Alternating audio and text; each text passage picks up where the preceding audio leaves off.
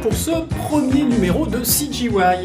Et oui, l'épisode précédent, nous étions en épisode pilote. Oui, donc, tout à fait. C'était pas un épisode normal. Bonjour à vous, donc je suis Doc et je suis un des présentateurs de CGY. Si vous avez suivi le pilote justement, vous le savez. Sinon, nous nous présentons et je suis donc accompagné par mon camarade Bibi. Bonjour tout le monde. Ça va bien depuis l'épisode pilote ? Ma foi, ça va plutôt pas mal, oui. Écoute, bon, c'est parfait. Fais aller. Bon, qui s'est plutôt pas mal déroulé. On va démarrer tout de suite cette première émission par une espèce de petit sommaire. Alors, on va rentrer direct dans le vif du sujet puisque là, on avait fait le tour à l'épisode pilote de tout ce qui était un tour du pipeline 3D. Oui, de la production. Voilà, une espèce de vulgarisation de la production. Et bien maintenant, on va attaquer dans le gras, dans le dur de la bête, avec les premières interviews. Et on a aujourd'hui, s'il vous plaît, pas des moindres, Oui, on commence bien pour cette première interview.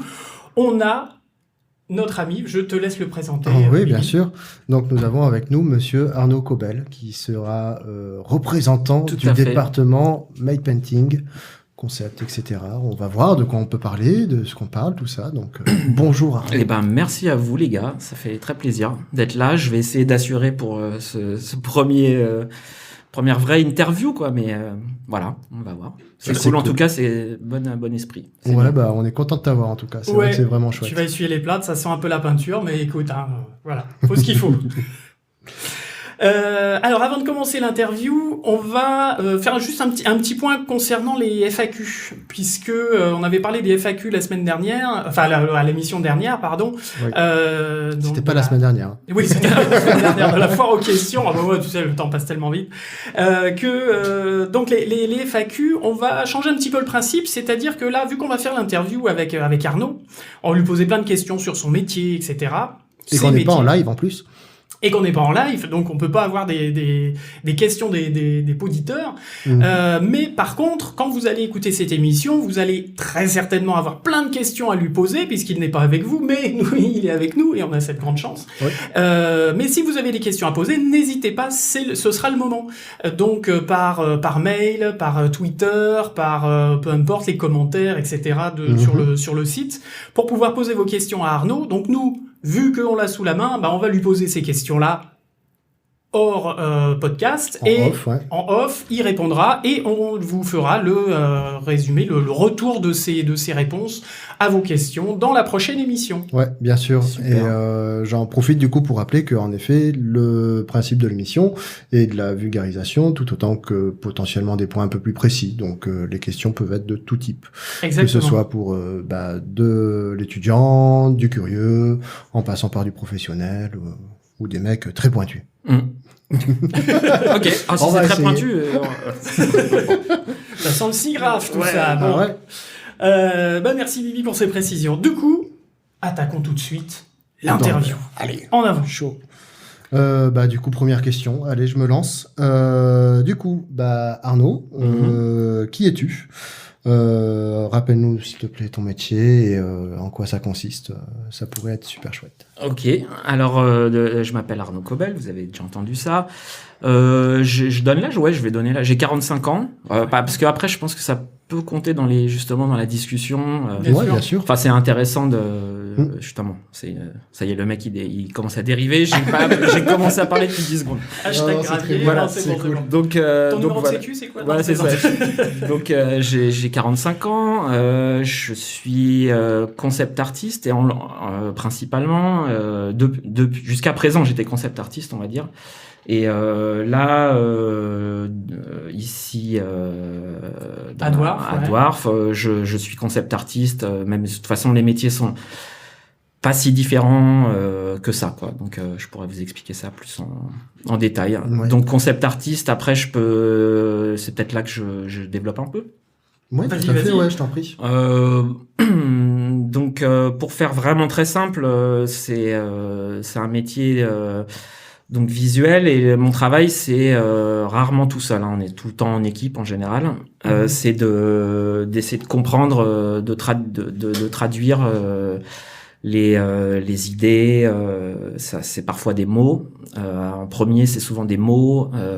C'est pour ça que déjà c'est un boulot de traducteur presque. Ce métier. Non mais c'est vrai, c'est un métier. Traducteur d'images un peu. Traducteur en images, d'idées diverses et d'inspirations diverses qu'il faut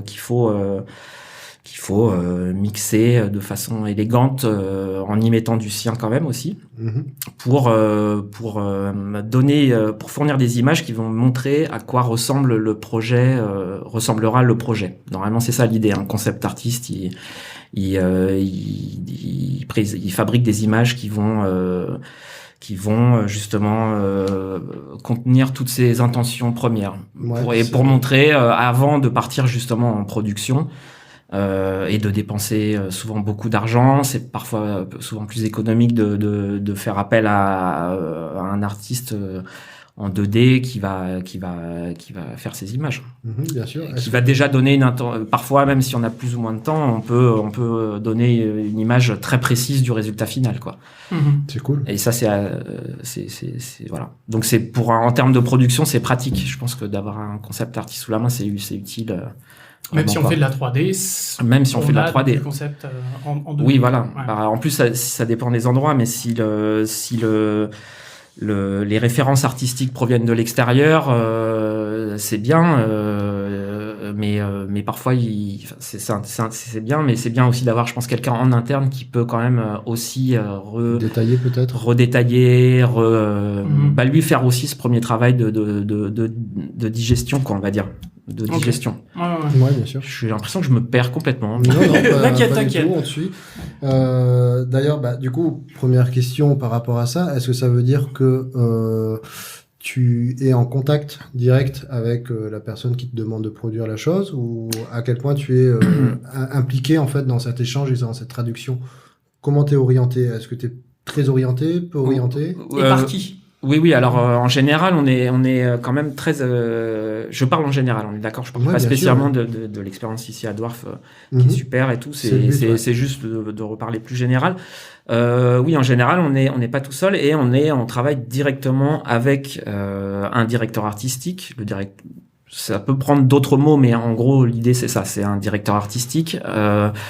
Ou un directeur créatif, ça dépend des formules, voilà. Peut-être aussi. Voilà. En général, le directeur artistique peut être le designer, mais ça dépend, voilà. Mais on travaille vraiment avec lui directement, et en général, on a des briefs très précis quand même, voilà, quoi. C'est un cahier des charges. Un cahier des charges. Parfois, c'est à nous, concept artistes, d'aider à fabriquer cette bible si elle n'est pas encore faite. Cette bible visuelle, et d'ailleurs nos images en général participent à ça au fur et à mesure, elles construisent l'univers, elles remplissent l'identité visuelle, voilà quoi. Mais donc c'est parfois à nous de le faire, sinon c'est plutôt au directeur artistique de commencer à faire ce travail de pré-mâchage, de digestion, de passage de référence, etc. quoi. Ouais. Voilà. D'orientation, voilà. Esthétique, artistique, etc. Donc on n'est jamais freestyle, fais ce que tu veux, quoi. Et d'ailleurs en général c'est pas très agréable. Honnêtement, moi j'en ai souvent parlé avec des collègues. C'est assez mal barré si on te dit fais ce que tu veux, c'est cool, t'es libre. C'est bien, mais en général, ça veut dire qu'on demande insidieusement au concept artiste de trouver la solution, quoi, de trouver la formule. Alors, bien sûr qu'on est là comme tout artiste dans un studio, tout le monde, on est tous là pour apporter une pierre à l'édifice, mais normalement, les rôles sont bien définis et nous, on doit aider à ça. Mais parfois, voilà. Je me méfie de cette phrase vas-y, c'est tranquille, t'es libre. Non, les contraintes, ça fait partie du travail. C'est bien, c'est comme ça qu'on cadre l'artistique aussi, quoi. C'est pas. Ouais. Voilà. C'est chouette. Ok. D'accord. Alors du coup, comment on devient concept artiste? C'est-à-dire, toi, par exemple, de ton expérience, de ton vécu, d'où tu viens, quel est ton parcours, entre autres, point de vue scolaire, par exemple, et puis après, point de vue métier, comment ça... Alors, en général, déjà, faut vraiment être passionné par l'image, etc. Après, il y a vraiment différents parcours. Moi, j'ai remarqué en discutant avec tous mes collègues internationaux, enfin, vraiment, c'est assez valable pour tout le monde. Il y a vraiment des parcours complètement différents. Je suis pas sûr que dans d'autres métiers de la CG, ça soit le cas. Enfin, si, je sais il y a plein de trajectoires différentes. Je crois que vous avez aussi des trajectoires. C'est ça qui est marrant. C'est particulier. C'est ça qui est cool. C'est ça qui est sympa. Bon, le tronc commun, c'est vraiment, oui, être sûrement dessiné. En général, ça vient assez jeune, etc. Mais bon, dessiner, c'est une chose, mais ça peut être la photo, ça peut être plein de choses. C'est toutes ces passions-là. Et c'est une envie il faut de créer des mondes. Ça remonte à l'enfance en général. Mhm. Ce genre de choses, créer des mondes, des personnages. Voilà, objets, du coup, on développe sûrement un regard aussi, mais comme peut être le photographe, le passionné d'art, n'importe quoi. C'est ce même genre de choses. Et toi, du coup, c'est venu comment Alors moi, c'était jeune, tout jeune, tout ça, mais après, moi, ça remonte à il y a longtemps. Mes études, je les ai finies il y a longtemps quand même. Donc j'étais un cancre, on va dire. À l'école, j'étais un rêveur, et du coup, mes parents, c'est cool, m'ont quand même soutenu. Ils m'ont dit ouais, mais il y a des filières qui existent artistiques et tout. Ah ouais, super.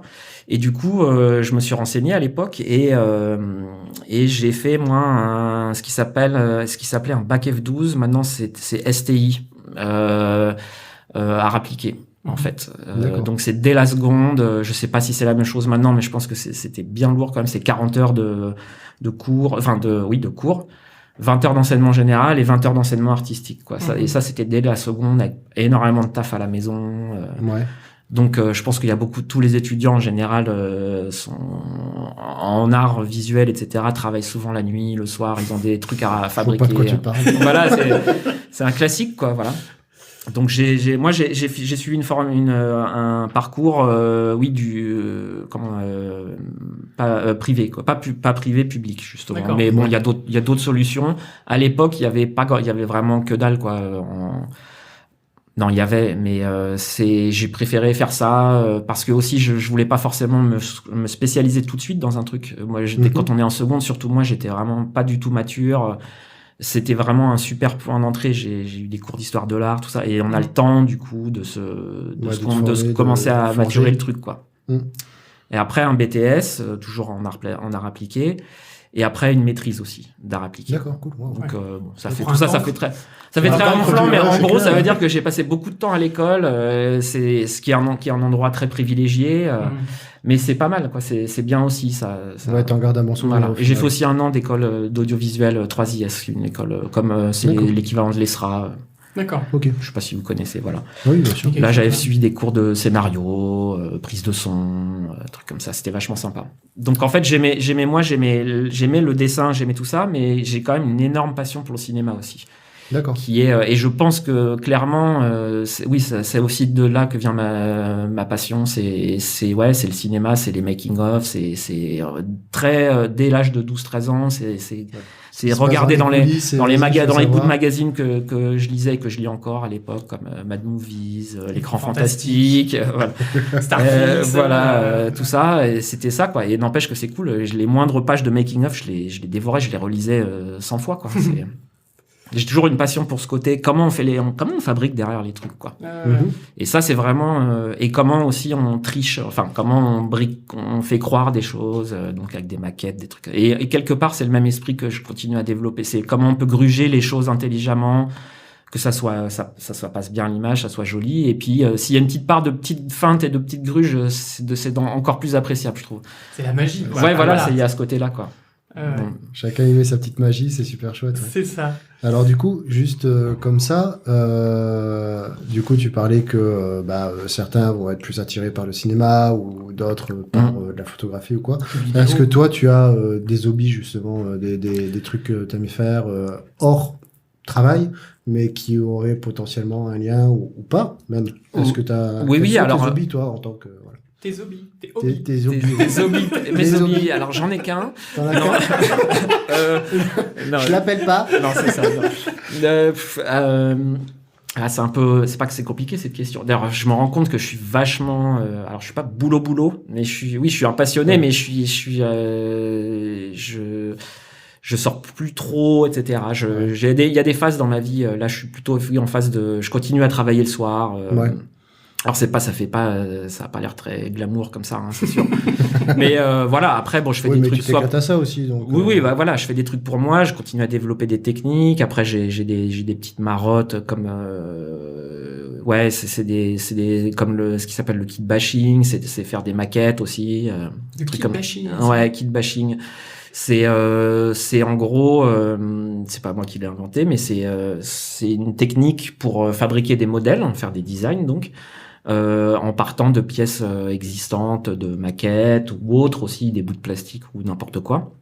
Tout ce qu'on trouve, mais quand même en général de pièces de maquettes. On va acheter un hélicoptère, n'importe quoi, une Jeep, et puis on va juste pas suivre les plans et regarder, prendre les pièces qui nous intéressent, les découper, les mettre à l'envers, les... Pimp my kit, quoi. Ouais, voilà, c'est ça. J'ai compris kit bashing, je me disais, les pauvres petits... Ah, kit bashing, ouais, genre, ça, bah ouais, j'ai une passion pour ça, c'est incroyable. J'ai une passion pour ça, bon. Sorti des écoles, je les engueule. Non, voilà. Donc, après, ça fait très ado comme préoccupation, mais en même temps, de ce travail-là, c'est un travail beaucoup plus complexe qu'il en a l'air. Il met en jeu des trucs, des réflexions. Bon, il y a beaucoup de réflexions, il y a vachement de fun et tout, mais c'est vraiment du design, un travail de design quand même. Quoi. Du coup, je vais en profiter, mais si à l'occasion tu peux nous passer quelques refs de trucs qui existent ou d'informations par rapport à ça, on sait jamais, peut-être que ça peut intéresser quelqu'un. Bien sûr. Ouais, on d'ailleurs, les mettra en lien avec le podcast. Oui, carrément. J'espère que je vais pas être trop centré sur moi et que je vais pas être trop décevant, mais c'est vrai qu'il faudra que je pense que par exemple pour la prochaine fois, en même temps que peut-être les éventuelles questions, je vais aussi refaire un batch de références ou de trucs je vais forcément avoir des trucs qui vont me revenir en tête, si c'est possible de bien sûr, on les mettra en note, dans les notes de l'émission. On te relancera sur ça à la fin de l'émission. Alors du coup, après tes études, t'as commencé comment? Ça a été quoi le premier boulot? Est-ce que ça a été difficile de trouver un premier taf alors j'ai fini mes études et vraiment donc c'était j'ai fini mes études tard parce que aussi j'avais redoublé 2 fois. J'ai fini mes études du coup à 25 ans, un truc comme ça, je crois. Oui, 25, presque 26. Mais bon, et là voilà, dès l'été qui a suivi, ce qui est cool, c'est que j'en parlais à des copains et que j'aimais bien le cinéma, que les décors ça m'intéressait. Et en fait, je sais plus trop, par de fil en aiguille, il y a une petite boîte de prod à Paris qui s'appelait La Vie est belle. Je pense qu'elle n'existe plus, mais ils cherchaient un décorateur en fait pour leur court-métrage qui était assez ambitieux, et donc c'était un truc coproduit par Canal et tout ça, et qu'on a fait. Et moi je me suis présenté comme ça, les doigts dans le nez, ah ouais, chef décorateur, allons-y. Et c'est quoi en fait? Et ils étaient enfin les mecs, allez, on y va. Alors c'est bénévole, c'est aussi ça l'avantage. Enfin il y a moins d'enjeux dans le recrutement, j'allais dire. C'est basé sur le bénévolat, mais c'était vraiment sympa, quoi. C'était une super expérience. Donc c'est souvent comme ça dans le court-métrage au début, pendant longtemps. Et ça, je l'ai fait pendant 1 ou 2 ans, des trucs comme ça. Tournage live. Et donc à chercher des accessoires, à fabriquer des trucs, à peindre des trucs, à bricoler. Donc ça a été ma première entrée, donc rien à voir de direct avec le concept art et tout ça. J'ai finalement été plus sur le terrain du constructeur, quoi.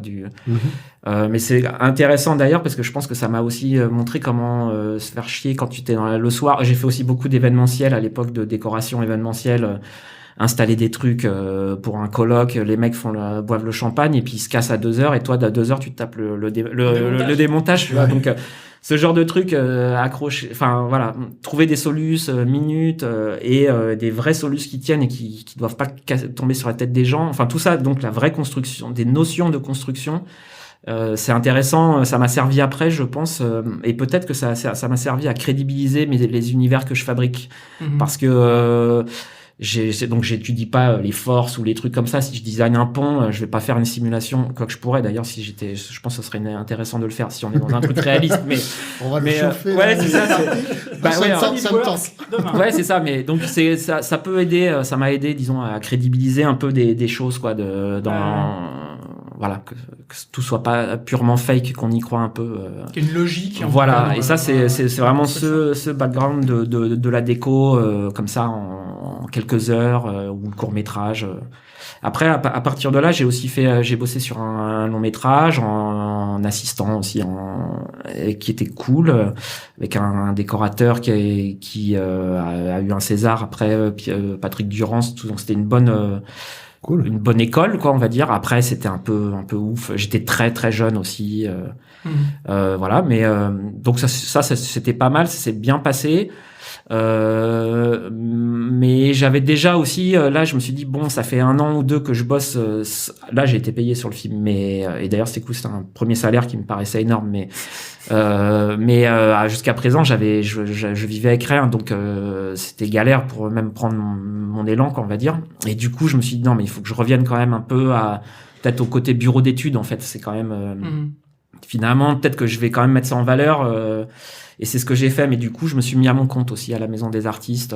J'ai cherché une solution vite fait. À l'époque, il y avait il y avait quelques trucs, mais la Maison des Artistes était la solution la plus classique. Et je l'ai fait pendant 7-8 ans. Après 8 ans, je crois, j'étais en indépendant. En indépendant. Et alors après, là, c'est un peu du tout venant.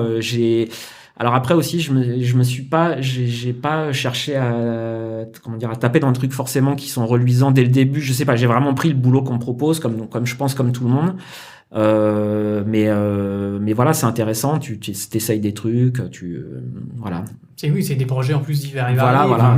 Et donc là aussi, j'ai commencé aussi. Je faisais à la fois des cartes de visite, du print, de l'impression, ouais. Du design pour l'impression, mais je faisais aussi ce qu'on appelait pas concept art, mais c'était déjà des croquis pour de la déco aussi, justement pour les trucs événementiels, montrer ce que ça va donner.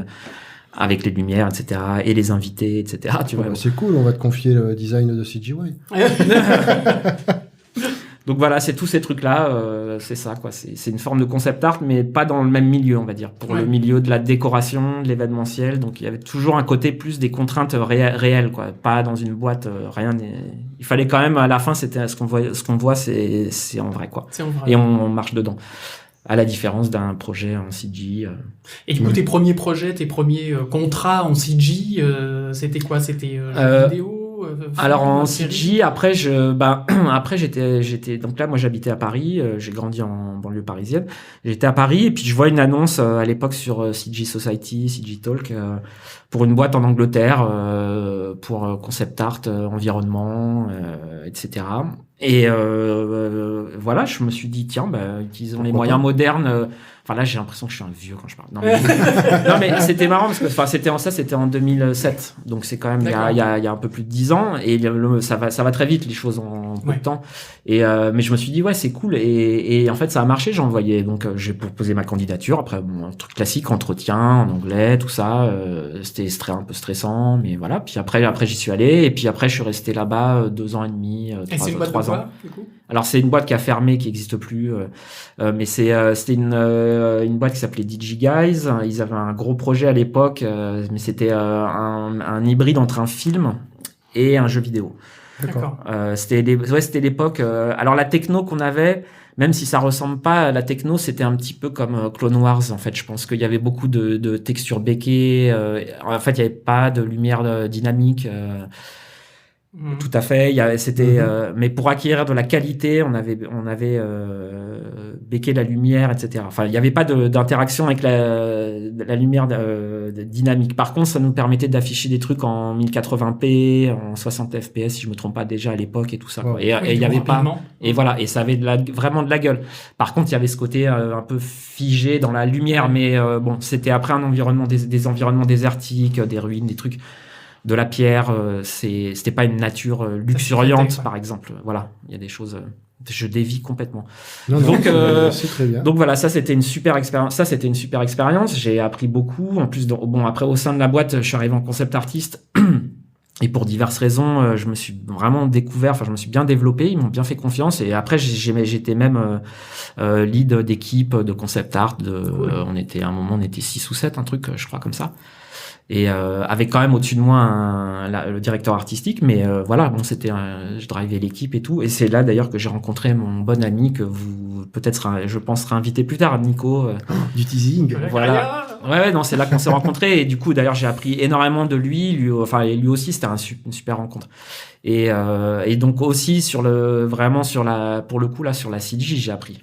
Même si c'était une techno spéciale, un pipe et un développement spécial, des ambitions spéciales, j'ai beaucoup appris. C'est là que j'ai commencé même aussi à faire vraiment des premiers modèles rapidos, mais pour à tester, à ouvrir sur. Là, je bossais sur. Je bossais sur Lightwave et Modo, mais voilà. Lightwave. Ouais. Feu Lightwave. C'est ça. Non, il existe encore Lightwave. Hein, ça existe encore. Ouais, ça existe. Je crois que ça existe encore. Ouais. Visiblement très utilisé. Oui, non, c'est. Il y a des trucs bien. Lightwave. Il y avait des trucs bien dans Lightwave, mais voilà. Enfin, donc ça, c'est surtout le gros truc qui était marquant, c'est la rencontre avec les collègues internationaux. Ça, c'est trop cool parce que là, on apprend comme tout le monde tous les jours les tricks du métier, les petits où on se rend service, machin. Et en plus, il y a cette couche d'international qui, je pense, est international ou pas, mais la variété des collègues, la richesse des collègues, ça c'est sympa, quoi. Parce qu'on vient, après tout, on vient là tous les jours quand même. C'est ça aussi la différence, c'est que quand j'étais freelance, comme beaucoup de gens, ça leur arrive, je pense, au bout d'un moment, on est un peu déprimé par le rythme. On bosse beaucoup le soir, on se fait un peu enfler parfois sur les délais, on nous demande le truc la veille pour le lendemain. Enfin, on reste en boucle, alors qu'en entreprise, bon, c'est des horaires d'entreprise. Et du coup, les collègues sont là aussi. C'est vachement bien. On n'est pas tout seul dans sa chambre à bosser, quoi. Puis il y a l'expérience des uns des autres. Voilà. Il y a un vrai échange qui se met en place. Voilà, la vision et la vision, et du coup même dû aux cultures aussi, ça qui est marrant. Il y a des aspects, il y a des trucs. Moi, je me souviens d'un collègue. J'avais un collègue chinois. Bon, je me souviens pas de son prénom malheureusement. Mais le mec, il était bon en couleurs, quoi. Mais il avait une vibration dans les couleurs. Enfin, c'était. Et ouais, et il montrait des images et tout, et je sais pas, il était super bon dans les. Et ça, je pense que il me montrait tous les dragons chinois, enfin les couleurs qu'il peut y avoir dans le côté festif aussi dans les trucs. Il avait mis une touche dans le jeu qui allait bien là-dessus, quoi. Donc c'est pour ça on peut apporter son univers aussi quand même. Oui, d'ailleurs du coup c'est marrant parce que tu dis que c'était un hybride entre le cinéma et le jeu vidéo. En fait, c'était un film avec vraiment des séquences jouables, quoi. Ouais. L'idée, on a réussi à le faire d'ailleurs. On a fait une espèce de film interactif. Voilà. Après, bon, le projet était hyper long. C'était un développement hell, comme on dit là. Le truc, c'était terrible. Mais on a quand même sorti l'équivalent d'un trailer et en film, vraiment calculé, quoi, on va dire. Et après, il y avait vraiment une séquence jouable, plusieurs séquences jouables. Donc potentiellement c'était en route, puis après c'est les aléas du truc. La prod. Voilà. Et du coup de là, moi, malgré toutes ces rencontres et tout ça, j'étais super bien en Angleterre. Je conseille aux gens de bouger, c'est vraiment sympa. C'est aussi un des trucs bien dans notre métier, si on peut le faire, si on n'est pas coincé ou si on est en famille, mais que la famille veut suivre ou peut faire, c'est vraiment sympa. C'est vraiment un des avantages et un des inconvénients de notre métier, je pense. C'est qu'on peut bouger, on a ces opportunités d'aller ailleurs. Par contre, oui, ça demande aussi un peu de sacrifice aussi. Ça peut être une forme de sacrifice aussi. C'est pas pépère, quoi. Je pense qu'il faut pas envisager le métier trop de manière pépère. Enfin, il y a différentes méthodes. Bon, en tout cas, toi, c'est celle voilà, que tu conseilles. Je pense que c'est bien. Voilà. Puis après, du coup, de là, je voulais revenir un peu en France aussi parce que je suis marié. Je voulais un peu me retrouver aussi, refaire le point après cette expérience. Donc là, j'ai vu une annonce à Ubisoft à Montpellier pour concept artiste, et donc c'est ce que j'ai fait. J'ai répondu, et là c'est cool. Et là, je suis reparti pour 7 ans d'expérience de nouveau à Ubisoft, ouais. D'accord, waouh. Voilà. Maintenant. Et après Dwarf, mais aussi avant, j'ai bossé à Magic Design Studio, qui est un studio pas si petit. Ils ont bien grandi. Hein. Ça fait 2 ans qu'ils Unruly Heroes, ça c'est hyper dur à dire. Et qu'ils ont sorti là, si je me trompe pas, en janvier. Janvier 2019. Voilà. Qui a un super aspect graphique. Ouais. Il y avait pas mal de gens de Rayman dessus. Cool. 2D, on mettra le lien parce que c'est vrai que ça vaut le détour, quoi. C'est super, hein, franchement. Et là aussi, des gens super sympas, super talentueux, et des équipes mixées de seniors et de juniors, vraiment. C'est vraiment, je trouve l'équilibre, c'est ça qui est cool, quoi. Cool. J'espère que je suis pas trop dans le vent, ça va ? C'est très bien. Non, parfait. Au contraire, justement, déballe tout. C'est ce qu'on veut. Dis-nous tout. Non, mais rhabille-toi quand même. Ouais. À ton avis, alors par rapport à... Justement, c'est bien parce que tu as de l'expérience, tu as vu plein de choses, voilà, et puis différentes industries, aussi bien dans le jeu vidéo, dans le film, etc. À ton avis, quelles sont les compétences à avoir pour pouvoir faire ton métier de concept artiste? Ouais. Développer, Est-ce qu'il faut être curieux? Est-ce que... Non. Non, ça sert à rien. Non. C'est surfait la curiosité. C'est nos jours, on en a plus besoin. Follow the line. Non, si on peut être curieux, par contre, parfois c'est même dur de pas se faire bouffer par ça. Non, même par un environnement. Et la curiosité, c'est bien, mais parfois c'est dur de trouver des choses. Enfin, on peut regarder toujours autour de soi, mais je veux dire, il y a beaucoup de choses qui sont masquées aussi souvent parce que c'est pas ça qu'on veut qu'on regarde en ce moment, ou c'est pas cette tendance-là, c'est pas ce truc-là, et c'est vrai que pour la curiosité, il faut la cultiver. Ouais. Aller chercher plus loin, ouais. Les compétences, tu me disais, c'est ça? Ouais. Les compétences. Là, il y a le dessin, évidemment. Oui, c'est des notions, c'est apprendre, analyser des images. Alors, ça veut pas dire aller à l'école ou quoi que ce soit. Ça peut être juste savoir bien découper une image. Savoir comment on compose une image, pourquoi, les symboliques de certaines formes ou de composition. Enfin voilà, et ça, ce qui est intéressant, c'est quand on commence, je pense que parfois on n'a pas trop d'idées. Ou je dis ça, j'ai pas des idées flamboyantes, faut pas croire, je parle pour mes trucs personnels, mais parfois on n'a pas trop d'idées, ou ça va être un peu des idées un peu génériques, et c'est pour ça que c'est bien de bosser aussi sur des projets, et notamment un scénar. Enfin, la différence peut-être avec le jeu vidéo et le film, c'est que c'est bien d'avoir un support notamment scénaristique, parce qu'on peut presque vraiment donc bosser au plan. Et si on veut s'entraîner ou quoi, on a un support, comme par exemple prendre aussi une histoire qui existe et se mettre à l'illustrer. Je pense que c'est un bon exercice. Ça peut paraître très barbatif comme ça, mais c'est un support. Il y a des choses, ça nous permet de pas juste développer des images pour développer des images. Si on revient à la composition d'images, on peut vraiment faire des images qui ont du sens en fonction d'un support. Alors que sinon, on a tendance un peu à dériver sur des trucs qu'on connaît, ou justement, quand on débute, on a du mal à maîtriser à la fois la technique de l'image, de la fabrication, arriver à ses fins, et en même temps, souvent ce truc-là, s'il n'y a pas d'idée derrière, on va d'autant plus avoir de mal à l'aboutir, quoi. Alors que si on a déjà cette fondation, même qu'un mot ou deux, ça risque d'être commun, voilà. trop commun, qu'on a déjà vu. Bon, je sais pas si c'est très intéressant ce que je dis. Est-ce qu'il faut, t'inquiète. Ouais. Est-ce qu'il faut, à ton avis, développer différentes compétences de dessin, c'est-à-dire parce que dessiner à la palette graphique, à la Cintiq, c'est très bien. Oui, je pense que il faut la craie, je sais pas. Oui, c'est cool. Bah, si on peut, ce qui est pas mal avec le dessin, ça coûte un petit peu de thunes. C'est sur le matos, mais quand même par rapport à ce qu'on peut en faire, et puis ça part pas en fumée, quoi. C'est vraiment quelque part, on fabrique un truc qui n'existait pas avant, donc c'est cool. C'est un petit budget, mais ce qui est cool, c'est surtout que il y a pas forcément, avec pas grand, on n'est pas obligé de taper dans des je sais pas, des pastels à la boîte à 100 balles, etc. On peut démarrer avec du matos pas très cher, et ça c'est très bien. Donc c'est varier les techniques, essayer des trucs, ça c'est super cool. Et puis aussi, essayer de varier entre CG et traditionnel, c'est pas mal. Je dis ça, je suis assez flemmard là-dessus en même temps. Enfin, toujours ces grandes idées je me suis acheté trois carnets, et il y en a qu'un qui est commencé. Bon, mais voilà, c'est. Mais en même temps, je dis ça. Après, je fais mes trucs manuels aussi, donc je fais pas que de la CG, que des trucs sur écran. C'est vraiment bien de varier ça, c'est sûr. C'est vachement bien d'avoir ça, ces deux aspects-là, quoi. Par exemple. Ouais. J'ai l'impression que je préviens les auditeurs, et vous en êtes pas encore rendu compte. Je me perds un peu. Bon. Non, mais c'est intéressant aussi de voir tout ce que.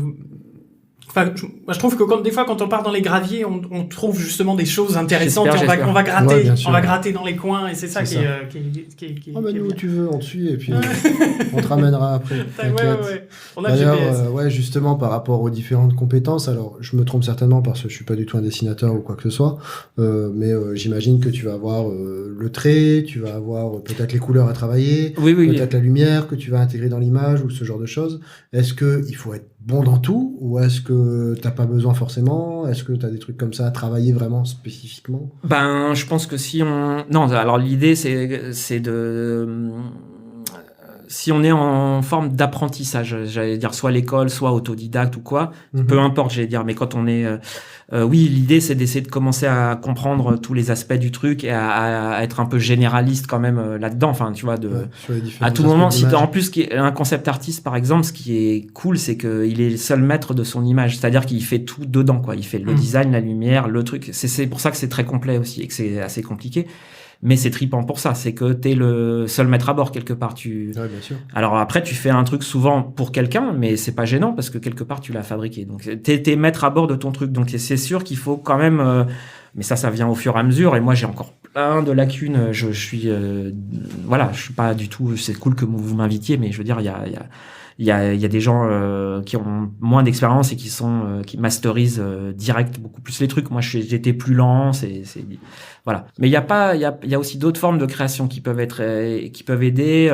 Il y a par exemple le collage aussi. Là, je parle même plus généralement pour des gens qui voudraient se mettre à de l'artistique et qui n'osent plus, tu vois, qui n'osent plus parce qu'ils sont adultes. On dirait que c'est plus permis ou je sais pas. Ouais, Et en fait, il y a aussi, il faut se décontracter avec ça. Oui, il y a le dessin. Alors, si tu dessines bien, c'est super, mais c'est sûr que c'est bien de pouvoir croquer un truc pour passer ton idée. Mais après, t'as aussi d'autres moyens de fabriquer des choses, de faire de la création. Tu peux aussi, en général, les modeleurs 3D, ils savent dessiner un minimum, mais par exemple, t'as aussi l'outil informatique, l'outil 3D qui peut carrément t'aider. Et pour moi, c'est pas une usurpation, c'est pas tu peux être super modeleur et pas arriver à dessiner le modèle que tu vas faire. Ça me semble pas abusé et ça me semble très bien parce que il y a des outils aussi, il y a d'autres outils. Donc Faut faire de la sculpture. faire de la sculpture, du Mhm. collage. Enfin, il y a plein de méthodes pour s'exprimer et il faut oublier. Et je suis un peu anti-technique, quoi. Je pense que la maîtrise de la technique, il y a des standards.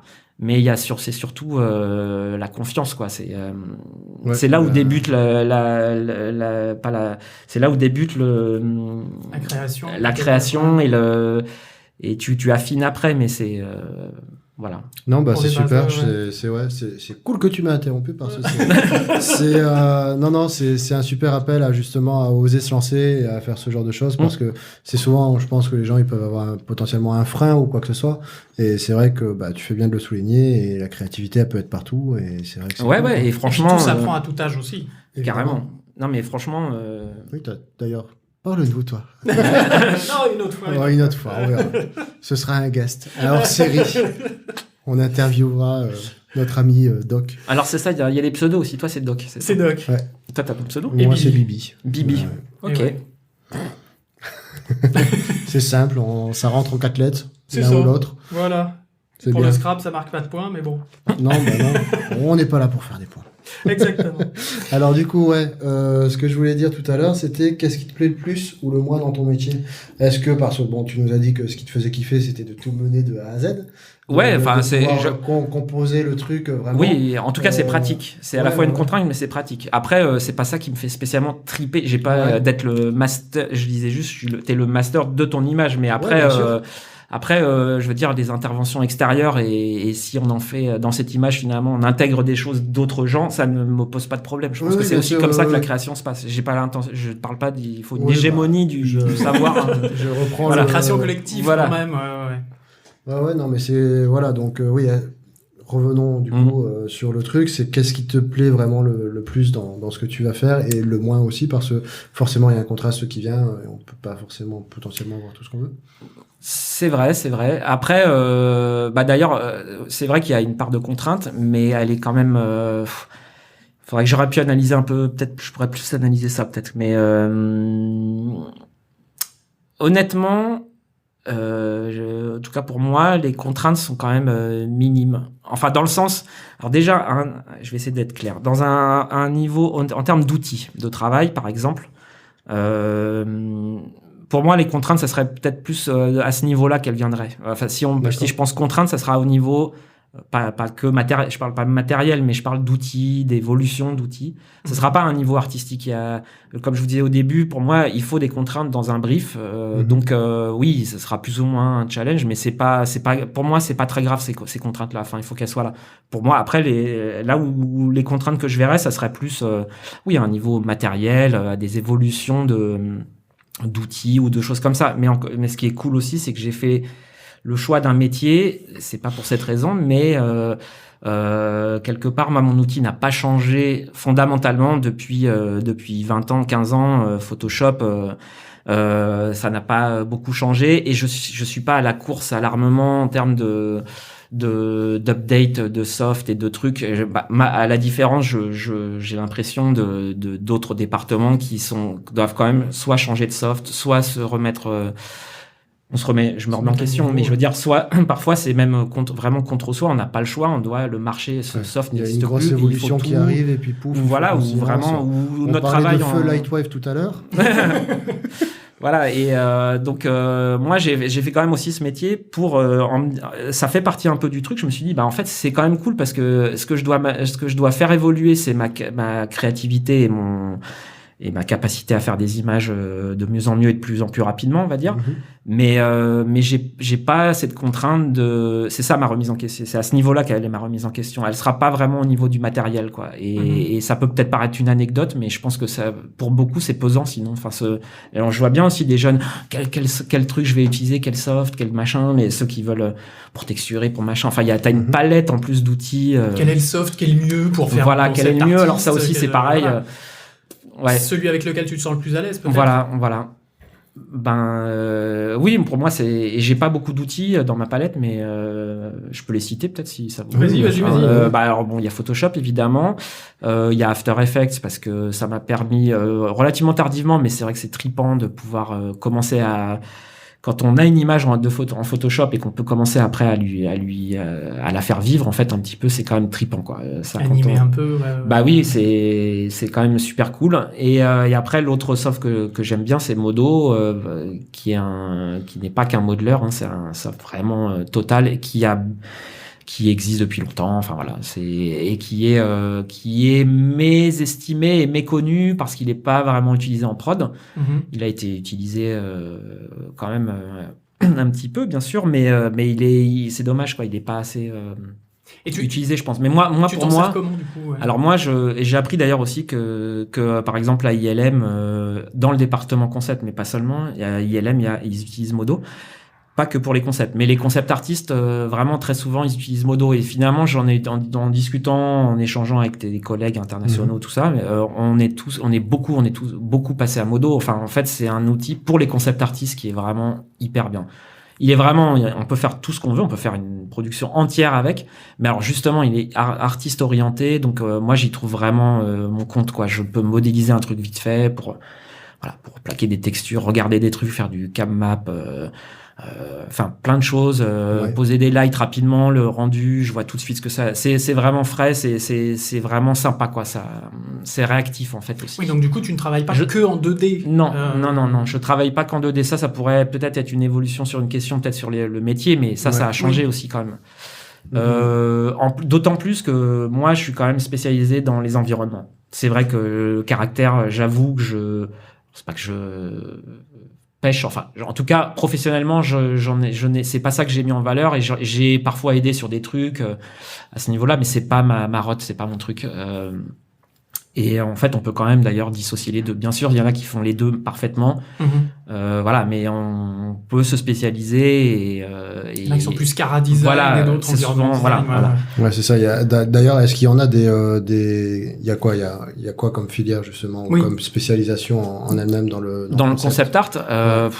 Il y a props, j'imagine. Oui. Props, ça existe vraiment, ou c'est pour commencer Oui, ça existe, mais il y aurait props, environnement, caractère, on va dire. Ouais.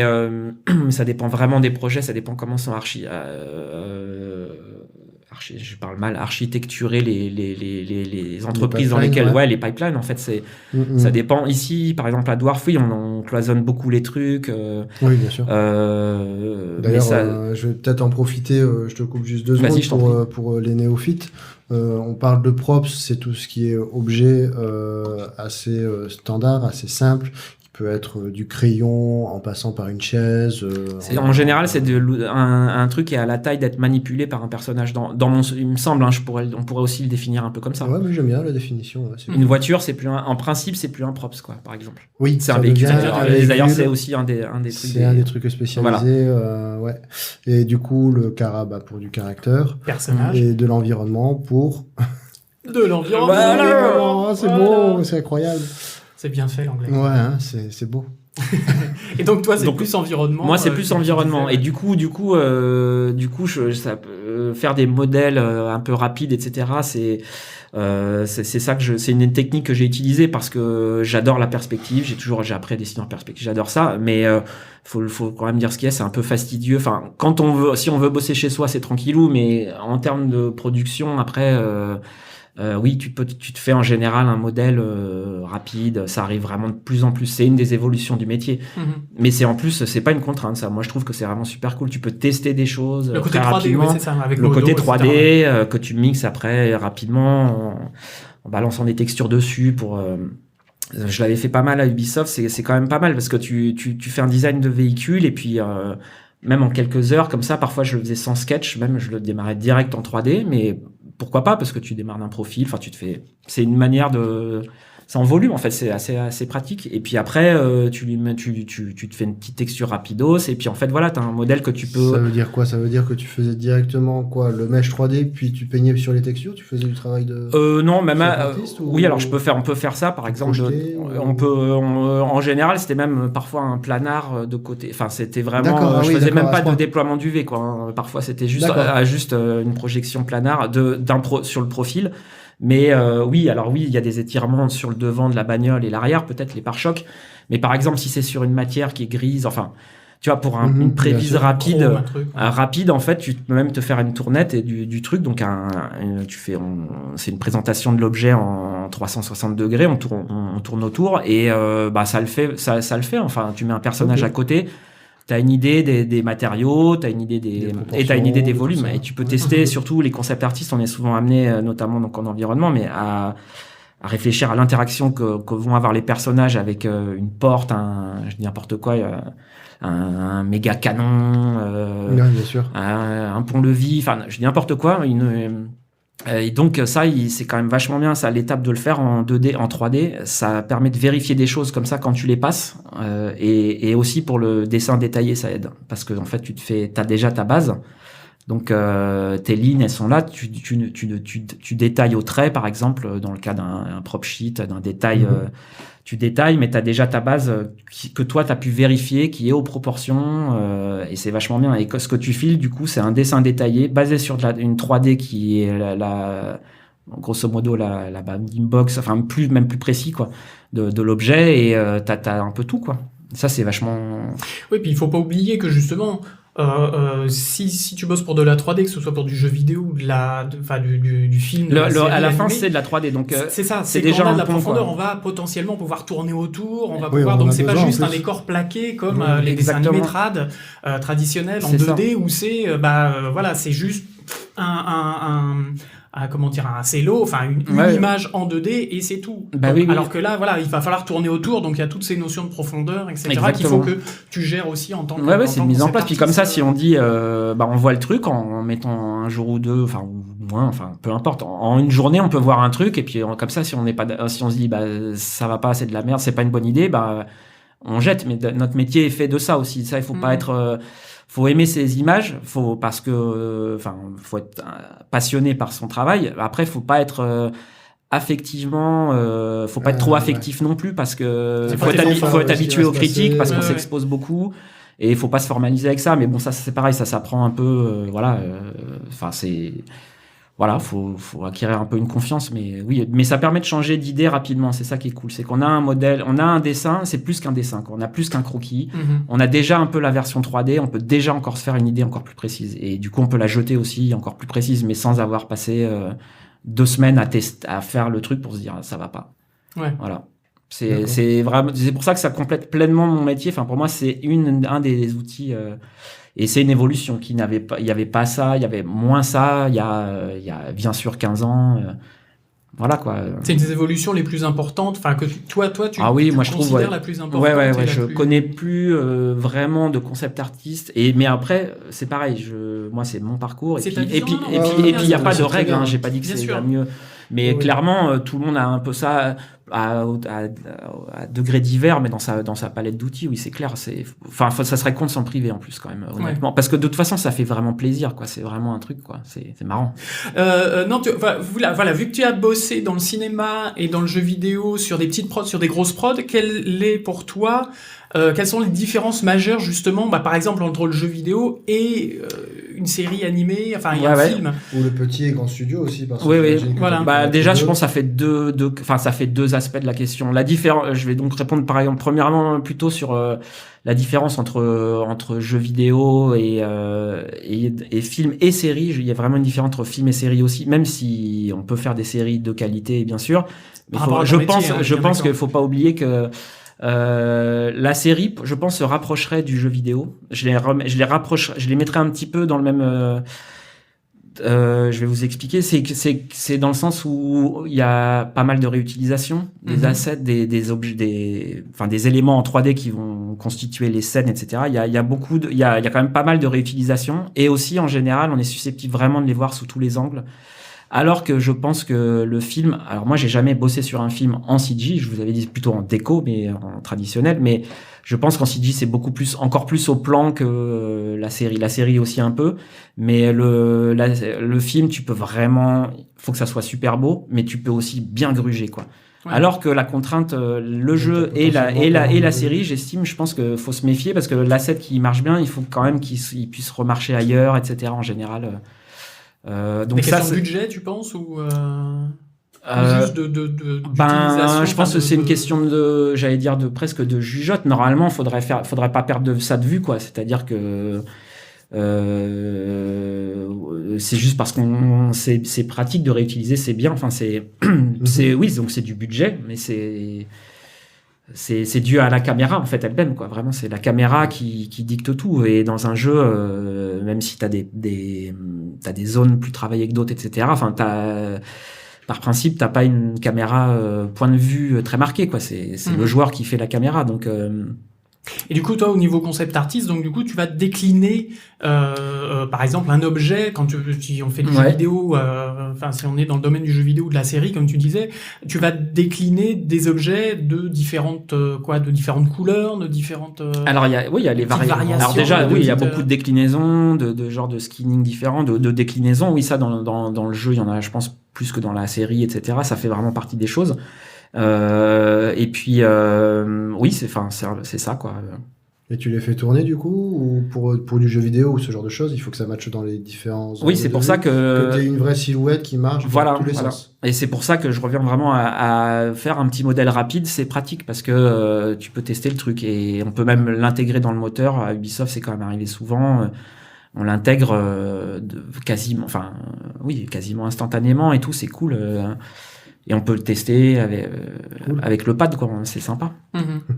Donc et oui, c'est vraiment la caméra qui est différente. Donc mon travail est quand même parfois, j'imagine, en tout cas moi, on demande d'être très précis, quoi, du coup aussi. D'accord. Sous tous les angles, il faut que ça marche. Et la qualité dans le jeu vidéo, notable. Donc moi chez Ubisoft, des jeux vidéo plus ou moins réalistes, enfin la qualité, le concept art qui est demandé est hyper élevé, quoi. Et il est même parfois, je pense, il est aussi élevé que sur le film, et voire plus complexe, moi je pense. D'accord. Je pense, hein, je sais pas encore, mais je sais qu'on dessine, bien sûr, on fait des planches détaillées pour les films, bien sûr, mais je sais pas, voilà. Ça te paraissait en tout cas très poussé au niveau du détail, etc. Ouais. Oui, c'était quand même. J'avais aussi rencontré il y a a quelques années, j'avais voulu, je sais pas d'ailleurs dit que je le fasse pas, revenir vers vraiment la décoration. D'accord. Enfin, pas vraiment bricoler les choses en vrai, mais je voulais revenir vers du concept art, vers du film, mais pas. Et j'avais rencontré des gens que je connaissais déjà d'un peu d'avant, et aussi et je leur avais montré des trucs et ils avaient halluciné quoi, parce que notamment dans le cinéma français, ça se passe, c'est pas tout à fait, c'est pas la même chose. c'est pas encore ça se développe un petit peu comme ailleurs, mais il y a beaucoup de choses qui sont faites sur il y a beaucoup moins d'images de référence, moi je trouve dans ce que j'ai vu, dans ce que j'ai pu comprendre. Il y a un gros impact, enfin moi de ce que je vois dans les différents projets sur lesquels j'ai pu participer, la notion de, c'est vrai que je l'imagine pas sur des films français quoi. Bizarrement. Hein, non, il y a pas. Après, si il y a des productions par exemple de Besson, je pense que lui, il a ses films à lui et je connais pas directement, mais je connais des noms de gens. Je vois bien qu'il y a quand même des gros boulots de concept art, mais d'ailleurs c'est vraiment une petite partie du métier de la. On peut parler de, je pense, Gir qui avait été utilisé, Gir. Gir avait été employé pour faire les concepts du 5e élément à l'époque, il me semble. Gir, tu veux dire Moebius, oui, Jean Giraud. Oui, et puis Mézières aussi. Même plus Mézières parce que c'est lui qui avait créé Valérian aussi. Et Valérian, c'était déjà la source d'inspiration de Besson pour le 5e élément. D'accord, wow, okay. Et il avait fait des taxis dans les BD, t'as déjà des taxis jaunes et des trucs comme ça. Enfin, Volant, si je me trompe pas, ouais. Donc oui, et eux ils venaient de la BD. Ouais. Donc bon, c'est pas inconnu au bataillon côté français évidemment, mais. Oui, puis Besson, est-ce qu'on peut encore considérer ça comme une production totalement française? Ah, c'est une autre question, c'est un autre débat. Un autre épisode. Un off. Du coup, Bibi? Ouais, allez, je me lance. Ah, moi, parce que si je me lance, prochaine question, c'est parti. Hein. Mais on peut micro, c'est pas possible. Alors oui, du coup, quels sont tes conseils pour quelqu'un qui commencerait ou qui s'intéresse, qui débute, etc. Est-ce que tu as des bons conseils à donner J'aurais dû y réfléchir. Arnaud, les bons tuyaux. Ouais, c'est ça. C'est l'idée. Non, j'aurais dû y réfléchir. Déjà, peut-être s'il n'y a pas trop de plaintes. Je dis juste pour la prochaine fois, peut-être je repenserai à des trucs que je pourrais glisser comme ça. Après, des conseils. On peut les mettre après épisode et faire les bons tuyaux en effet. Non, après c'est vraiment, je vais essayer de pas être trop basique. J'espère faut vraiment être passionné évidemment parce que c'est usant aussi comme métier, hein, comme tous les métiers, mais c'est vrai que c'est usant parce qu'on doit se remettre en question d'un projet à l'autre, c'est une autre direction artistique, etc. Donc ça demande une adaptation. Il faut être aussi apte à recevoir les critiques. Et c'est ça aussi, c'est pour ça. Donc il faut essayer de développer une confiance et je sais qu'au début c'est pas facile. Il faut accepter les critiques. Voilà, ça c'est vraiment basique, c'est très basique ce que je dis. Je sais pas, peut-être chercher des sources d'inspiration qui sont pas forcément même si on voudrait faire un travail dans le jeu vidéo, faut peut-être pas juste s'inspirer du jeu vidéo par exemple. C'est-à-dire il y a toujours des choses, il y a des surprises et l'histoire de l'art le dit bien, c'est que c'est vrai que c'est que des rebonds, c'est des reprises de choses depuis tout temps quoi. Donc et dans des domaines, en glissant des domaines de je sais pas, de la science dans l'art. Enfin, il y a eu des glissements comme ça, et c'est intéressant je pense, si on cherche des références, de pas les chercher que là où on imagine qu'on va les trouver tout de suite. Il y a d'autres choses, quoi. Oui, j'avoue que moi, généralement, quand j'aime bien chercher justement des références ou ce genre de choses, je vais pas m'arrêter à justement le domaine dans lequel je veux faire le truc ou quoi que ce soit. Je vais plutôt penser à me dire, est-ce que dans la mythologie, est-ce que dans les civilisations, dans la nature, carrément. Est-ce qu'il y a des nouvelles technologies qui vont correspondre à ça? Est-ce qu'il y a déjà des trucs réellement qui existent ou des recherches qui ont déjà été établies sur ce genre de choses qui existent ou pour source d'inspiration? Voilà. Et décliner de là. Mais donc c'est sûr. Être curieux, quoi. Être curieux. On ce qu'on disait au début, quoi. C'est de la curiosité aussi. Après, travailler dur aussi, malheureusement, mais ça, c'est sûr qu'en général, tu passes des heures dans le noir devant. Voilà, c'est comme ça. Mais... Merde, c'est emmerdant pour trouver mais la feuille après, à crayon. alors du coup, ça c'est aussi, voilà, il y a ça. Après, mais le groupe dessiné en groupe et tout ça, c'est vachement bien. C'est sûr, aller se balader, bien sûr. Bon, tout ça, c'est bateau, quoi. Mais Oui, mais ça reste. Et aussi, d'ailleurs, il y a aussi se relaxer aussi, quand même. Je dis ça, je suis un espèce de staccanoviste du travail. Mais mine de rien, effectivement, avoir un vrai hobby qui soit vraiment différent, je pense que c'est quand même cool. Quand on est jeune, on n'y pense pas. Mais c'est aussi pour ça que c'est peut-être un conseil pas si con. Il faut être passionné, faut donner de son temps à ça, mais il faut pas oublier ses proches aussi, etc. Parce que c'est un métier qui peut être usant. Et quand on a besoin, à un moment, on peut être à court de jus, machin, ou tout donner au travail. Et il faut faire gaffe parce que le travail, à l'arrivée, c'est pas ça que t'emportes. Ce qui te reste, c'est un peu, c'est peut-être les images que t'aurais faites, tu vois, ça c'est cool. Il y a cette idée de laisser des choses, c'est intéressant. Mais il faut pas oublier la construction de tes proches et aussi là où t'habites aussi. Faut faire gaffe. Voilà, je dérive, mais ne prenez pas des mauvais quartiers. Non, c'est pas ce que vous voulez dire. non, mais c'est très très vague, très bizarre. Non, mais je trouve ça. Ça fait un ensemble. C'est un ensemble cohérent et. Bienvenue dans ma manière de m'exprimer. Bienvenue dans ma tête. Voilà, vous avez pris les flèches. Peut-être une des dernières questions parce que l'heure tourne et alors on oublie le temps aussi, hein, mais c'est super intéressant. Comment tu vois, parce que on parlait d'évolution, tu disais que ça avait pas vraiment évolué, puis finalement aussi avec la 3D, mais comment tu vois l'évolution future justement de ton métier, que ce soit au niveau technique, que ce soit au niveau collaboratif, que ce soit au niveau je pense que au niveau technique, je pense qu'il y a encore des trucs technologiques il y a déjà des choses super bien, enfin la VR par exemple, sculpter direct en VR, je l'ai pas encore fait, j'aimerais bien essayer par exemple. Voilà, il y a tout déjà, il y a encore plein de domaines. L'entertainment est encore en train d'évoluer, donc ce qui est cool, c'est qu'il y a plein de. Dans mon cas, je parle pas pour ma petite personne parce que je pense que je vais peut-être pas faire de long feu dans ce monde encore, mais quand même 45. Mais je veux dire pour ce métier-là, c'est cool parce que comme on est souvent aussi à la base des projets, enfin on est au début souvent des projets. C'est cool, ça veut dire qu'il y a quand même il y aura a priori encore du taf déjà pour ce domaine-là de concept art notamment. Les nouvelles technologies, c'est super cool. Il y a encore plein de choses que je sais pas. Ça va être vraiment bien, quoi. C'est bateau aussi, mais on sait même pas encore de quoi seront faites les techniques. Il y aura encore des nouvelles manières d'assembler les choses pour faire des images, mais les questions resteront les mêmes. D'ailleurs, les questions resteront les mêmes. Je rebondis sur ce que tu dis sur la VR. Il me semble avoir vu récemment, alors je sais plus qui c'est, je sais pas si c'est pas justement ILM dont tu parlais tout à l'heure. Leur XLM Lab, non, je sais plus comment ça, ILM X Lab ou je sais plus. Ouais, peut-être, j'en ai aucune idée, j'essaierai de retrouver la référence pour le mettre en lien du podcast, mais j'avais vu une vidéo où justement il y avait un des concept art d'une des très grosses boîtes internationales qui utilisait la VR pour faire ses concepts et qui disait que ça avait pas mal évolué sa façon d'envisager le métier, puisque du coup il est plus en train de penser son truc en 2D pour le taquer sur un format 3D, il est directement en train de l'insuffler dans la 3D, de le designer dans la 3D et de pouvoir sortir presque directement un modèle 3D de ça, quoi. Avec ses mains et plus avec soit une souris soit un stylet là c'est presque aussi, ça pourrait être un peu le rêve des architectes et des designers de mode aussi, par exemple. Ça, c'est lié, et je pense que aussi ils y viennent à ça. C'est-à-dire, c'est pas juste se faire la visite virtuelle du bâtiment une fois qu'il est fini, c'est le designer d'entrée de jeu parce qu'on va le pratiquer en vrai. Je pense que ça doit commencer à arriver dans les cabinets d'architectes, je pense.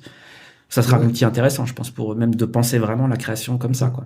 Si ça se trouve, et pour la mode, quelqu'un une idée. Et par exemple pour la mode aussi, je pense. Je suis allé à l'école publique que j'avais fait, c'est Duperret aussi. Ça s'appelle Duperret. Il y a Olivier de Serres, il y a Boulle, Estienne. Et moi c'était plus cette école-là. Elle a un tronc commun à rappliquer, mais elle est vraiment quand même assez orientée. Elle était, je pense qu'elle est encore orientée mode, stylisme de mode et tout ça. Et je pense que Marvelous Designer, par exemple, je pense qu'il est utilisé qui est un outil de simulation de tissu. Comme Marvelous. Ouais, voilà. Ouais, c'est ça. Simulation et patronage, enfin c'est un peu tout et je pense que ça aussi ça arrive dans les studios. C'est des choses qui étaient faites à la base pour le cinéma, filière, ouais. pour le jeu, et je pense que ça pour cette filière-là, je pense que c'était pour vraiment l'entertainment, et ça dérive vers d'autres trucs, c'est ça qui est marrant. Ouais. Faire des défilés virtuels, finalement. Ils ont avec vu un super filon et ils se sont engouffrés, quoi, les mecs. Donc, en fait, les ponts, il y aura vraiment les ponts, les lignes sont mouvantes, en fait. Je sais pas trop de quoi ça sera fait, mais en tout cas, c'est vachement excitant, quoi. C'est vachement sympa. Voilà. Et après, je pense que oui, on aura, ça dépend des projets, mais un concept artiste, il va être quand même de plus en plus amené à utiliser de la 3D, mais c'est pour ça qu'il faut l'apprendre avec soi, quoi. Enfin, faut l'embrasser. Faut du 2D et de la 3D. Cool. Ouais, et puis c'est ça. Alors, du coup, potentiellement, dernière question, avant des questions peut-être un peu plus ouvertes sur autre chose. J'aurais envie de dire, alors ça va être une question assez basique, hein, qui aurait pu très bien venir au début de l'interview aussi, mais c'est plus pour le au-delà du what next, de ce qui va se passer ensuite. C'est aussi qu'est-ce qui va se passer ensuite quand ton travail est fini en tant que concept artiste. Est-ce que tu envisages ton travail déjà pour le département d'après, ou est-ce que oui. Oui, j'imagine que c'est une question. Oui, évidemment. Oui, écoutez, monsieur. Mais on m'insultait. Mais est-ce que tu penses pas seulement au modeling, mais au layout, tout ce genre de choses, ou... Alors tout projet, oui, bien sûr, tout projet est déjà, oui, tout cadre est différent, donc il y aura plus ou moins d'interaction entre les départements, mais en général, moi j'essaye, et le concept art doit l'être en général, de se tenir au courant évidemment des contraintes des départements qui sont autour de lui. Voilà, alors, parfois même ça peut aller jusqu'à modifier la création parce qu'on a déjà ces contraintes. Donc d'entrée de jeu, il y a dans le cahier des charges des contraintes, on pourra pas faire ci, faire ça, et ça va limiter. Mais en général, on doit quand même rester ouvert avant de se contraindre par la technique. Mais un peu la base aussi. Par contre, oui, connaître comment on fait un modèle, comment le stage et tout ça, suivant les softs et les méthodes. Enfin, c'est vachement... Normalement, c'est intéressant quand tu arrives quelque part, tu te tiens au courant de ça et tu vas essayer de choyer tes collègues pour ça. Enfin, tu vas essayer de voir vraiment... ah merde, il rencontre ce truc-là. Je sais pas si je peux l'aider même vite fait, faire un petit truc... texture, je sais pas, essayer de se comprendre quelles sont les contraintes de chacun, quoi. Ouais. Moi, j'aime bien ça, et je sais pas, voilà. Ouais, ça fait partie du travail d'équipe au final. Ouais, parce que on aurait presque l'idée de se dire que sans bouffer le travail de l'autre, par contre. Chacun a sa place, c'est ça le truc, mais c'est... Ouais. Pardon. Non, je t'en prie. Non, mais que le concept artiste fait son dessin, et après, voilà, il a livré son truc avec le directeur artistique. Ça dépend vraiment des boîtes, des configurations, mais en général, non, c'est pas ça. C'est pas j'ai fini mon truc et ciao, et je reste dans ma tour d'ivoire ou je sais pas quoi. J'étais là en premier, je fais le truc et puis salut. Non, pas du tout. Non, pas du tout. Déjà parce qu'on a des retakes souvent, même sur des concepts. Je veux dire, on doit... Le design évolue parce que après il se remodifie dans la fabrication en 3D, mais du coup on peut réinjecter ce qu'on a vu, le résultat en cours en 3D dans nos concepts, par exemple, pour revérifier ce que ça donne. Il y a toujours de la vérif en fait. Il y a souvent des allers-retours quand même. C'est rarement j'ai fini on fait des premières images qui servent à ça, à donner le truc, mais il y a quand même toujours des retours. Et puis alors pas forcément dans des key art ou des images générales, mais c'est plus par exemple dans des... Oui, tu vas faire une planche de dessin détaillé pour un véhicule, tu vois, avec tout, quoi, face profil, tout ça, des détails, une vue en perce. Tu vas l'affiler, le modeleur, oui, il faut que lui... Normalement, tu fais bien les choses, mais l'idée, c'est que ça soit pas cloisonné, c'est-à-dire que lui, il faut pas qu'il hésite à venir te dire c'est quoi ton trait, là, je comprends rien. Toi tu vas le rebosser comme ça, et je dis pas que, enfin, je pense que je me suis bien amélioré là-dessus, c'est-à-dire que maintenant pour faire des dessins détaillés, oui, j'ai l'habitude maintenant parce que j'ai entendu ce genre de phrase et que j'ai fait un peu de 3D et que je comprends comment ça se fait, je vais moins essayer d'intégrer. Ça m'a aidé, ça m'a vachement fait progresser aussi cette interaction avec les autres. Ouais, donc du coup, c'est plus à dire, non, justement, il faut être vraiment très ouvert sur le fait de accueillir les gens et dire, n'hésitez pas à venir me dire, je comprends pas tel élément dans bien sûr, parce que voilà, puis ça reste encore un truc en général donc même si c'est de la 3D, oui, on fait aussi quand même, ça peut être un rendu 3D à base 3D, mais ça reste une image quand même. Donc il y a toujours un peu de la gruge, du petit flou artistique, on va dire, pour simplifier. Et ça, oui, on peut pas l'enlever. Donc, par contre, on peut discuter avec les modeleurs notamment et tout préciser. Ils peuvent donner une idée, bien sûr. De toute façon, ils ont une contrainte dans la construction, par exemple, qui empêche de faire le design. Du coup, Donc, et même si tu avais fait une base 3D, parfois ton design 3D n'est pas assez précis. Tu vas quand même gruger un peu. Tu vas t'arranger avec des trucs et bon, tu pourras pas faire, je sais pas, cette edge, tu pourras pas la placer là dans le modeling. Et on s'arrange après. Du coup, d'un commun accord, on fait la modif et en général, moi, je remodifie aussi le concept dans ces cas-là. C'est cool. Il y a des aléas. Dans l'idée, ça serait seulement à cause du directeur artistique, mais c'est par pas rapport le réel qui s'occupe de s'assurer que tout fonctionne bien ensemble, etc. Il y a un échange qui se fait à l'intérieur de l'équipe avec. En général, les directeurs artistiques ou je sais pas, moi quand j'avais l'équipe avec moi de concept artistes, j'essayais d'encourager vraiment ça, quoi, de discuter. Voilà. Le ping-pong d'échange qui peut se faire constamment. D'ailleurs, par rapport à ça, là, on parlait beaucoup modeleurs, échange avec les modeleurs, mais j'imagine que tu as potentiellement des échanges avec le comp, le lighting, ce genre de choses. Oui, alors ça, par contre, c'est plus nouveau pour ce poste de matte painter. D'accord. Parce que là, c'est clairement encore plus lié, les deux. Et puis en plus, alors ça dépend, les matte painters, il y en a vraiment aussi qui font vraiment le comp eux-mêmes, etc. Moi, je suis pas à cette étape-là. Après, j'ai pas l'impression d'usurper ma place plus que ça, mais je fais pas tout ça. Mais oui, en général, le matte painter, par exemple, lui, il connaît le compositing et il doit aussi préparer. Si c'est pas lui qui le fait de son mat, il doit préparer des éléments. Oui, parce que j'imagine que ça doit être une gamme d'outils qu'il peut avoir aussi en plus avec le compositing, de savoir que si je dessine la chose de telle manière, en compositing, je pourrais le rattraper de telle manière. Voilà, puis ça, du coup, ça influe sur la manière de préparer ton fichier, de découper ton image, même mentalement dès le début. Tu vas pas partir sur on fait plus ça, mais on fait pas ça en général. On peut le faire pour soi, mais pas voilà, c'est ça, un seul layer. Allez, non, en général, tu t'essayes justement, t'as commencé à comprendre les contraintes à l'avance et toi, ça va influer sur ta manière de composer, de fabriquer ton image, de l'organiser, de faire des dossiers, de préparer des couches, de garder des. Et il y a une partie technique que tu n'as pas si t'es juste peintre, on va dire. Oui, mais ça c'est bon, on n'a pas la science infuse. Après dans des écoles on apprend des choses, mais on n'apprend pas tout. Et le meilleur moyen c'est de bien s'entendre avec son collègue et de pas faire le bouffon et d'essayer de s'entendre, quoi. Et puis bien sûr. Travailler en équipe. Voilà. Très bien ça. Ouais, non, ça fait belle phrase, mais non, mais c'est vrai. Je m'en fous en fait. Voilà. Moi je sais que c'est ça que j'aime bien, quoi. Sinon je vous dis, je serais resté tout seul. Je sais pas. Freelance. Ouais. Dans le noir, à faire du dans bruit. ta chambre. Ouais. Bon, écoute, merci. C'est une interview extrêmement riche. Ouais, c'est cool, c'est super. Ouais. Mais non, mais non, justement, il y a plein de trucs, ça foisonne, c'est formidable. Ouais, c'est top, ouais. On va pas tarder à arrêter du coup parce que tu vas nous donner. Alors où est-ce qu'on peut te retrouver sur tu as un site, tu as un truc où tu postes des choses. C'est pareil, viteuf, mais un site, j'ai pensé vachement en faire un pendant des années.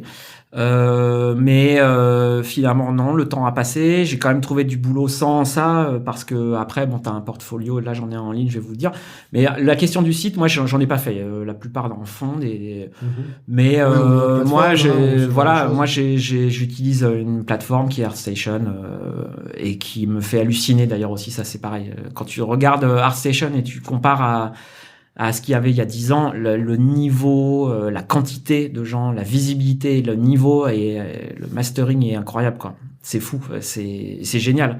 C'est hyper intimidant. Moi, il y a des jours, je suis dégoûté, j'ai envie de tout péter, je me chie dessus en voyant des trucs.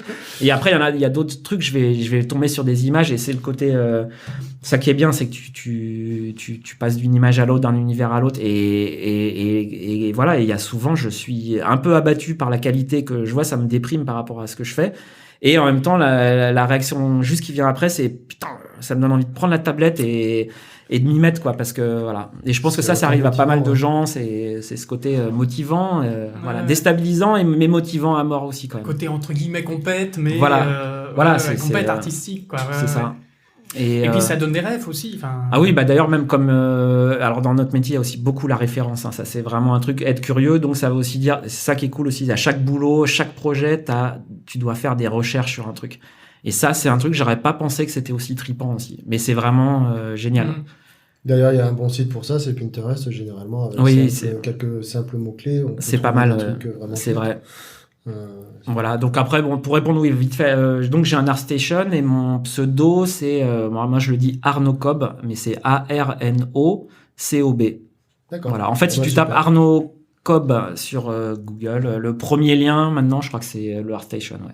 D'accord, cool, super. Voilà. Bon, on mettra les liens de toute façon dans les notes, mais voilà. Voilà. Après, il y a vraiment quasiment que des trucs perso, mais bon, et beaucoup de SF, etc. Mais voilà. Bah, c'est cool. C'est ton univers. Oui, voilà, c'est ça. Bah oui, je me suis pas fait chier. J'aime bien ça, quoi. Après, j'ai une bande démo que j'update et que je trimballe pour des entretiens, des trucs, mais sur ArtStation, j'ai pas trop mis. J'ai mis plutôt des trucs perso, quoi. D'accord. Bah, c'est cool, c'est ce qu'il faut. Comme un petit laboratoire, comme un petit peu si vous étiez dans ma chambre, quoi. C'est un peu ça l'idée. Justement, dans ma chambre, tout seul dans le noir, comme ta petite galerie perso. Voilà, c'est mes petits délires. Bon. Et du coup, est-ce que tu aurais des recommandations de livres, de sites, Ça, j'aurais dû aussi potasser. Ouais, je sais que j'aurais dû vraiment potasser, les gars. C'est pareil, hein. Non, mais t'inquiète pas pour ça. C'est une question qu'on te pose là, mais évidemment qu'elle finira encore une fois dans les liens ou ce genre de choses, et avec un petit débrief. Oui, après, bien sûr, tous les artbooks, les making of, les art of, machin. Si on reste dans le domaine du concept art et du, voilà. Tout cela c'est bien, après ça demande un peu de thunes en général de se constituer une bibliothèque, mais j'avoue que je suis assez fan de livres aussi, comme ça c'est assez agréable quand même de se reposer dessus. Non, ouais, j'aime bien aussi, j'aime bien l'objet livre, mais et j'aime bien quand même j'en ai quelques-uns des gros trucs de making of et tout, j'aime bien moi me bouquiner ça de temps en temps, je me le reprends, je me le réouvre et j'aime bien, voilà, donc tous les art of, tout ça, c'est toujours super cool, mais il n'y a rien de nouveau là-dedans. J'ai même pas de bouquin, j'allais dire, qui pourrait te donner un peu des tips and tricks. Ouais, j'avoue, ça craint. Je vais penser à des trucs. Je vais penser à. Et sinon, un livre de chevet, enfin un truc, une espèce de. La Bible du concept artiste.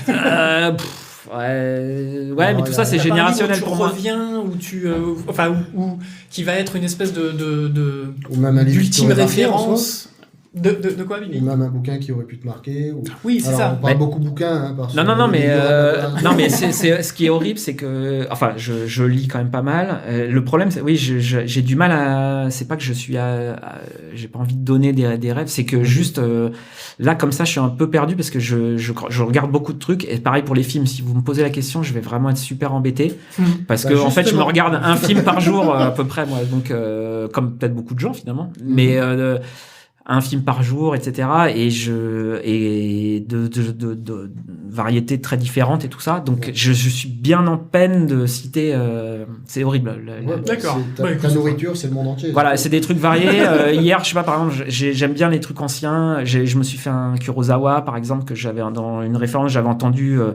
Je connaissais pas ce film, c'est La Forteresse Cachée, par exemple. C'était super bien, qui a inspiré Star Wars quand même d'ailleurs. Dans l'écriture, en fait, c'est parce qu'il y a 2 paysans. Et c'est quasiment les droïdes.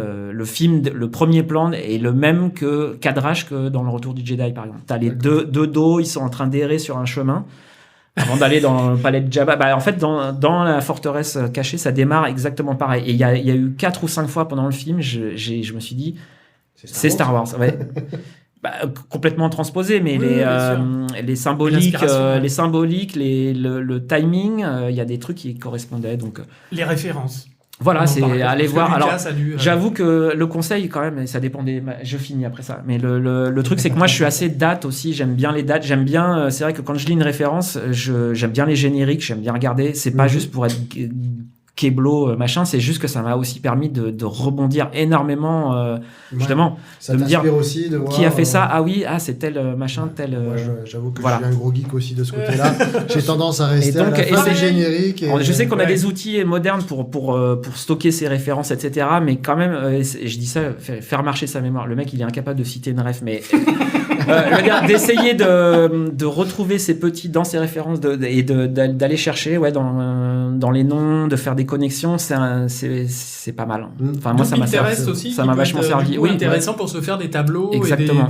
Ouais, tout à fait. Ouais, les pins ou ce genre de choses, voilà. c'est cool, quoi. Okay. C'est des sources d'inspiration et tu construis toi. Oui, puis tu vas découvrir quelqu'un tout à coup qui a un univers qui te plaît trop ou qui va trop servir vraiment le projet sur lequel tu bosses. Et bosses, voilà, et puis par rebond, tu te rends compte que lui s'est inspiré d'un mec ou une femme finalement tu fais ah bah oui, ça c'était il y a 60 ans, enfin je sais pas, un mouvement artistique, puis par rebond quoi. Les rebonds comme ça, c'est vraiment c'est ça. Sérendipité. Ouais. Bah c'est top. Voilà. Bon, j'espère que j'ai pas été trop bateau, enfin trop. Non, c'était impeccable. Ouais. Merci beaucoup d'ailleurs. Merci Arnaud. C'était top de t'avoir. Bah, merci cool. Les gars, vous êtes super coulants, vous êtes bien relancés bien et tout. Ouais. Non, mais c'est impeccable. Écoute, cette première interview, c'est quand même très bien passé, j'ai l'impression. Moi aussi, je suis bien content. Donc, je rappelle aux auditeurs que si vous avez des questions, si vous avez compris ce que j'ai, si vous n'êtes pas si vous n'êtes pas endormi, non, genre, je pense pas qu'ils se sont endormis, loin de là. Mais voilà, si vous avez des questions qu'on n'a pas abordées, des choses que vous voudriez, ou des points de détail, ou des choses comme ça, n'hésitez pas à nous poser des questions. Le mail, cgypodcast@gmail.com, si je ne dis pas de bêtises. Vous avez le site, vous pouvez mettre des commentaires. Le FAQ. Bah voilà, mais c'est pour le FAQ justement. Le FAQ. Ça y est, il est bloqué. Merde. Et puis le Twitter, on va essayer d'avoir un peu d'autres choses. Alors en parlant de ça, justement, les réseaux sociaux et tout ça. Alors figurez-vous que, oui, juste après le pilote, on est déjà sur. Vous pouvez nous retrouver sur iTunes, sur Spotify, sur Deezer, ça devrait pas tarder, je crois. J'ai fait la demande et voilà. Donc après, puis les applis de podcast, etc. Cool. Là, voilà, on est déjà là-dessus. On a Twitter, on devrait peut-être, je sais pas, Instagram, Facebook. Facebook, c'est. Oui. On va trouver des petits zombies. Voilà. Et on va mettre des zombies partout. Merci, Bibi. Et ben voilà, ça va être le mot de la fin. Ouais, c'est très bon mot de la fin. Cette émission part dans les graviers dès la première. C'est formidable. Ouais, bah encore merci beaucoup. Merci à vous, vraiment. J'espère que voilà, c'était pas trop. Que vous avez. Ouais, non, on n'est n'a pas trop embêté. C'est un super moment. T'inquiète. D'ailleurs, tu sais quoi, je vais te laisser le mot de la fin. Non, tu veux dire au revoir? Choisis ton mot. Non. Je sais pas. Encore une fois, j'ai pas d'inspiration, les gars. Non, la question piège. Ouais, c'est ça. Allez, hop, c'est même pas une question, mais. Non, mais c'est terrible, c'est terrible. Il faut un mot de la fin. Non. Au revoir, c'est très bien. Hein. Rhinocéros, cacahuète, je sais pas. Ouais. Zombie. Ah, c'est vraiment. Ouais. Oh putain. Non, j'ai pas de. Rita, non. J'ai dit un gros mot en plus là, non? Oui, non, c'est pas grave. Les enfants nous écoutent pas. Non, c'est interdit. Non, je vais rester décevant jusqu'au bout. Une citation, je ne sais pas. Ouais. Ah putain. Je sais pas de qui c'est ça. Non. C'est une citation ouverte. Non, c'est terrible. J'aurais dû vraiment peut-être un peu potasser le truc. Et alors c'est aussi, en même temps, je pense que c'est révélateur. C'est que je suis pas non plus un mec à citation. Je suis pas non plus un mec qui a des principes, très marqués, ou qui va. J'ai des idées, je les suis, mais je suis pas un mec qui a des choses gravées dans le marbre, des grandes phrases comme ça. Non, c'est vrai que je suis pas trop comme ça en fait. Tu t'adaptes. Ouais. Et du coup, j'ai pas de bons mots, soit marrant, soit soit sagesse, soit Arnaud Caméléon, soit sagesse. Désolé. Voilà. Non, c'est très bien. Bon du coup, on terminera là. Ouais. Merci. Oh, merci à vous. Synchro, mon Dieu, ouais. Synchro. Merci Bibi. Merci Doc. Merci à vous, les gars. Merci Arnaud encore une fois. Et à la prochaine. Ça va être vraiment. Je pense que j'ai hâte d'écouter la suite. Je pense que ça va être bien varié, les gens que vous allez avoir et tout, ça va être vraiment sympa. Il y aura vraiment des trucs sympas à écouter la prochaine fois, vous verrez. Bah voilà, ça c'est une belle ouverture. Merci beaucoup Arnaud. Et merci à vous de nous avoir écoutés et restez fidèles à CGY. Faites-en profiter vos amis et répandez la nouvelle comme une traînée de poudre. À très vite, des gros oublis. À bientôt, gros Ciao. bisous, ciao. Salut. Bisous.